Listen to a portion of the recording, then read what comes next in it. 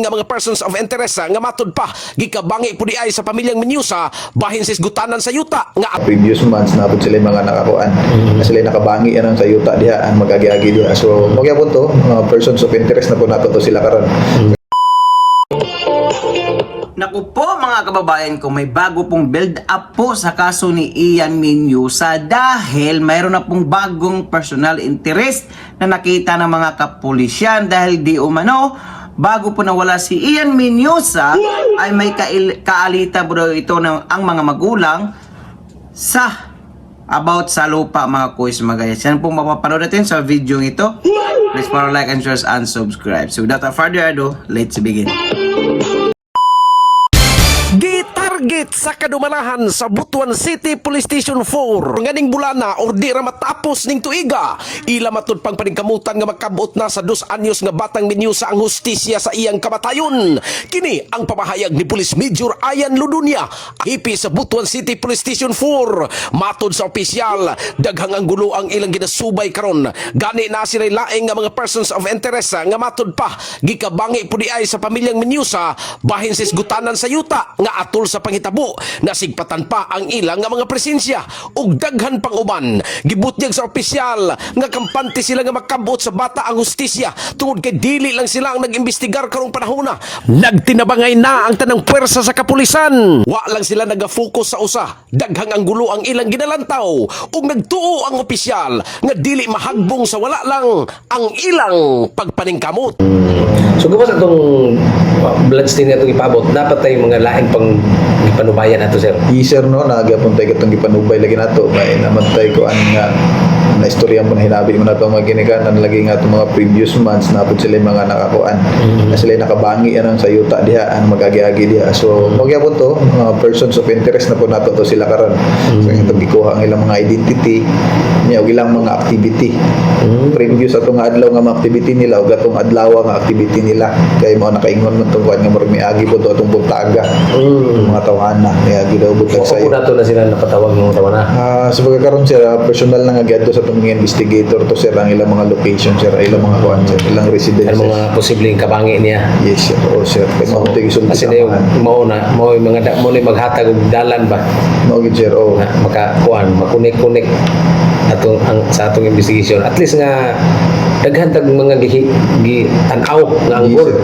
Yes sir, kaya sa pagkakaroon sir, di lang man kami ang mga investigator nga nagtutok na pati man ang sa other station nagtabang na sa mua, ang sa city tabang na pud sa mua na.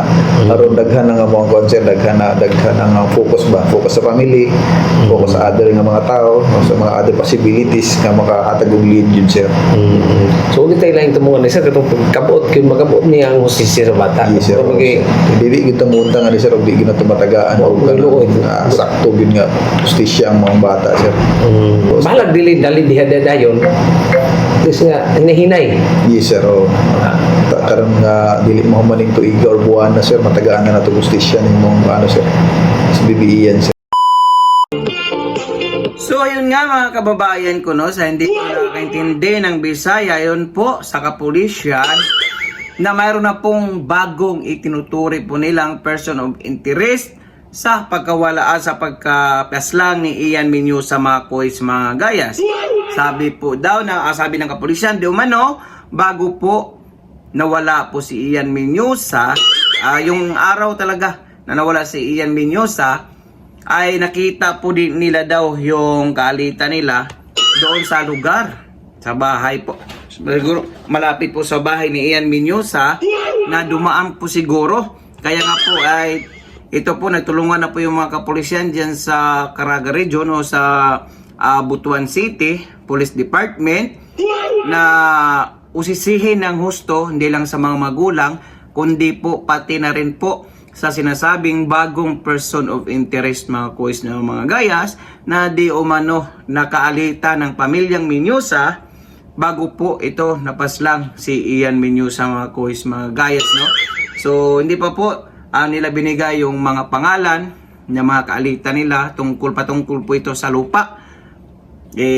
Susuriin pa po siguro mas malalim pa pong investigasyon na gagawin ng mga kapulisyan maliban po sa pamilya at doon po sa kaalitan po nila na tinuturing na po nilang person of interest o bagong person of interest ng mga kapulisan, mga kois, mga guys.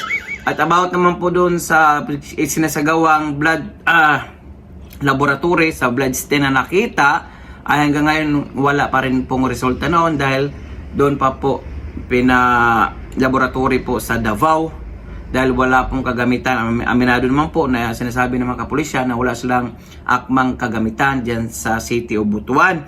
At yung resulta naman po sa lie detector test ay sinasabi naman po ng isang judge o attorney na siguro hindi po talaga sumang-ayon yung mga magulang na ipapalabas yung resulta ng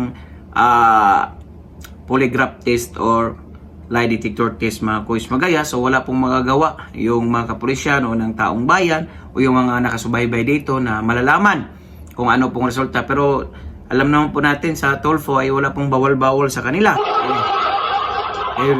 Baka po doon po natin malaman kung ano po talaga yung resulta ng lie detector test. Nagpositibo ba, nagnegatibo ba ang pamilyang, ang mga magulang ni Ian Menyusa, mga kois, mga guys. So magandang build up po ito, mga kois, mga guys, no?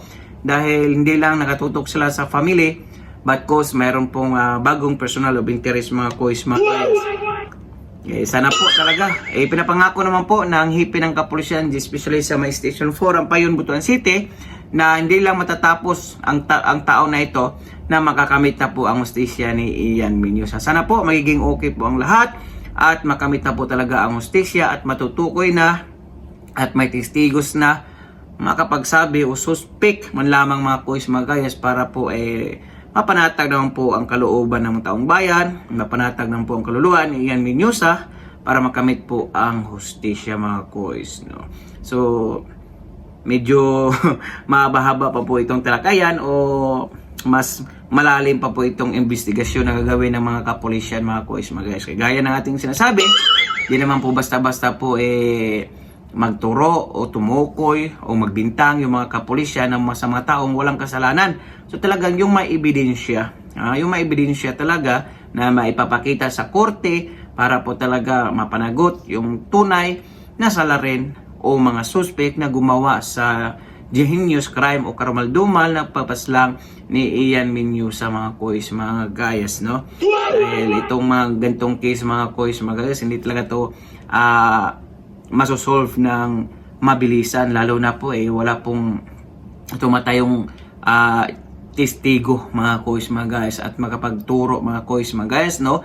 Magdepende lang po ito sa mga ebidensya na isusumiti, maipapakita o ma-research ng ating mga kapulisyan o mga suko na nakatutok sa kasong ito. Pero ngayon po ay nagtutulungan na po yung mga eksperto o mga lahat ng mga kapulisyan sa City o Butuan, hindi lang siya Station 4, siguro lahat yung mga eksperto talaga, mga kois, mga guys, no, para mabilis po ito matapos itong problema or ma-case close po itong kaso ni Ian Menyusa. Yan po yung hope and praying po natin na makamit po talaga yung hustisya ni Ian Menyusa para naman po mapanatag ang kanyang mga kaluluwa, mapanatag yung mga magulang, mapanatag yung taong bayan, lahat po na involved dito. Sana po may talaga mag-testify o